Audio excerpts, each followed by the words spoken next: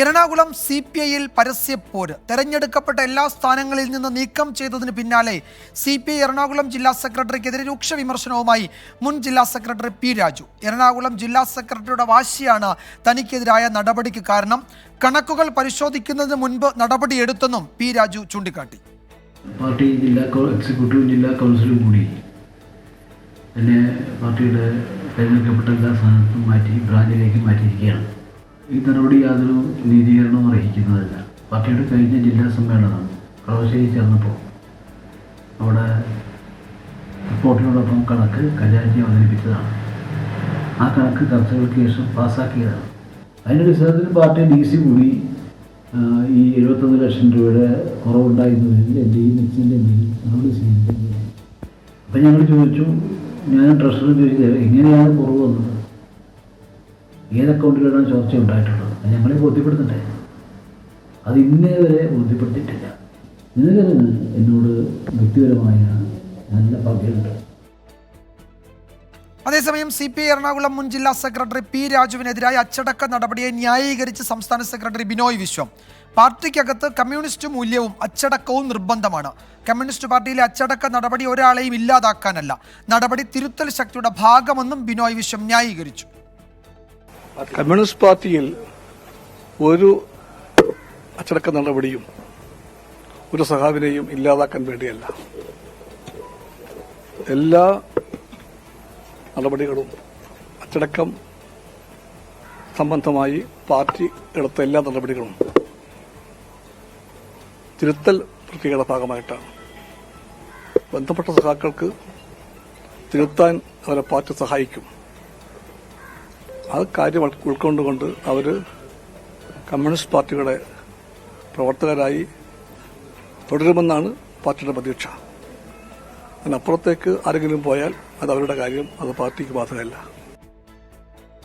S. Shyamkumar വിവരങ്ങൾ നൽകും കൊച്ചിയിൽ നിന്ന്. ശ്യാമ, പത്തനംതിട്ടയിലൊക്കെ കണ്ടതുപോലെയുള്ള കടുത്ത വിഭാഗീയതയാണല്ലോ CPI-യുടെ എറണാകുളം ജില്ലാ ഘടകത്തിലും. പരസ്യ പ്രസ്താവനകൾ, പരസ്യമായി വിമർശനവുമായി നേതാക്കൾ തന്നെ രംഗത്ത് വരുന്നതൊക്കെ അത്ര സാധാരണ കാഴ്ചയല്ലല്ലോ കമ്മ്യൂണിസ്റ്റ് പാർട്ടിയിൽ. എന്താണ് എറണാകുളത്ത് സംഭവിക്കുന്നത് CPI-യിൽ?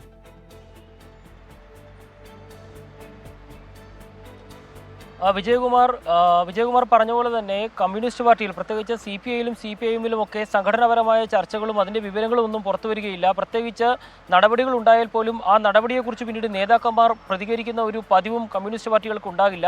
പക്ഷേ ഇവിടെ ഇന്നലെ CPI-യുടെ മുൻ ജില്ലാ സെക്രട്ടറി P. രാജുവിനെ തിരഞ്ഞെടുക്കപ്പെട്ട എല്ലാ സ്ഥാനങ്ങളിൽ നിന്നും നീക്കം ചെയ്തതിന് പിന്നാലെ അദ്ദേഹം നിലവിലെ ജില്ലാ സെക്രട്ടറിക്കെതിരായിട്ട് ആരോപണം ഉന്നയിച്ചാണ് രംഗത്ത് വന്നിരിക്കുന്നത്.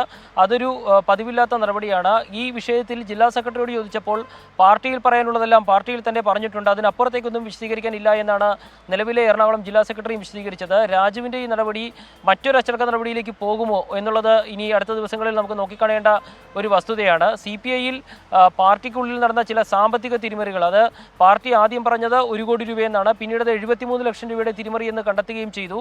അതിൽ ഒരു വ്യക്തതയില്ലാതെ വന്നതാണ് മുൻ ജില്ലാ സെക്രട്ടറി രാജുവിനെതിരായ നടപടിയിലേക്ക് എത്തിച്ചത്.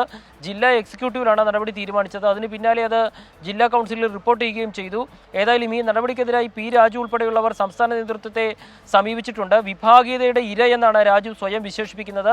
ഏത് രീതിയിലാണ് സംസ്ഥാന നേതൃത്വം രാജുവിൻ്റെ വിമർശനങ്ങളെയും രാജുവിൻ്റെ പരാതിയെയും നോക്കിക്കാണുക എന്നുള്ളത് ശ്രദ്ധേയമാണ്. നേരത്തെ പറഞ്ഞ പോലെ പത്തനംതിട്ടയിൽ ഉൾപ്പെടെ ജില്ലാ സെക്രട്ടറിയെ തന്നെ തിരഞ്ഞെടുക്കപ്പെട്ട സ്ഥാനങ്ങളിൽ നിന്നെല്ലാം മാറ്റുകയും തരം താഴ്ത്തുകയും ചെയ്തിരുന്നു. അതിന് പിന്നാലെയാണ് മുൻ ജില്ലാ സെക്രട്ടറിക്കെതിരായിട്ട് എറണാകുളത്തും നടപടി ഉണ്ടായിരിക്കുന്നത്. ഒരുപക്ഷെ ഈ നടപടിയിൽ ഒതുങ്ങുമോ എന്നുള്ളത് കണ്ടറിയേണ്ടിയിരിക്കുന്നു. കാരണം മുൻപ് പത്തനംതിട്ടയിൽ AP ജയൻ ഉൾപ്പെടെയുള്ളവർ ഇതിനെക്കുറിച്ച് പ്രതികരിക്കാൻ തയ്യാറായില്ല എങ്കിൽ P. രാജു അതിനെ വിമർശിക്കുകയും ജില്ലാ സെക്രട്ടറി തന്നെ കരുതിക്കൂട്ടി നടപടി സ്വീകരിക്കാൻ നിർബന്ധിച്ചു എന്നുള്ള രീതിയിൽ പ്രതികരണങ്ങൾ നടത്തുകയും ചെയ്തിട്ടുണ്ട്. അതുകൊണ്ട് തന്നെ അതിൽ കൂടുതൽ നടപടികൾ ഉണ്ടാകാനുള്ള സാധ്യതയും തള്ളിക്കളയാനാകില്ല. ശ്യാമ, ഈ വിമർശനങ്ങളോട് നിലവിലുള്ള ജില്ലാ സെക്രട്ടറിയുടെ പ്രതികരണം എന്തെങ്കിലും ഉണ്ടായിട്ടുണ്ടോ? വലിയ ഗുരുതരമായ ആരോപണങ്ങളാണല്ലോ P. രാജു ഉന്നയിക്കുന്നത് മാധ്യമങ്ങളിലൂടെ.